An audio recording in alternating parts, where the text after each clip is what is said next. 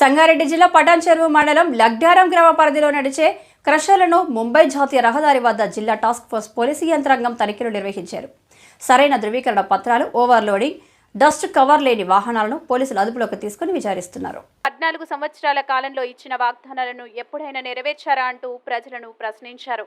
నియోజకవర్గంలో తనపై నిరుపయోగమైన అభియోగాలను చేస్తూ కొంతమంది రాష్ట్ర నాయకుల దగ్గరకు వెళ్లి తనపై తప్పుడు సమాచారం అందిస్తున్నారని, నియోజకవర్గాన్ని అభివృద్ధి చేయలేదంటూ గ్రూప్ రాజకీయాలు చేస్తూ ఆరోపణలు చేస్తున్నారని మండిపడుతూ కుల, మత, పార్టీలకు అతీతంగా సంక్షేమ పథకాలు అందించామని తెలియజేశారు. ఈ కార్యక్రమంలో భాగంగా పెన్షన్ లబ్ధిదారులకు 3,000 రూపాయలు అందించి ముఖ్యమంత్రి చిత్రపటానికి పాలాభిషేకం నిర్వహించి అనంతరం జలకళలో లబ్ధిదారులకు మోటార్లు, పంపు సెట్లు, స్టార్టర్లు, వైర్లు, పైపులు అందించారు.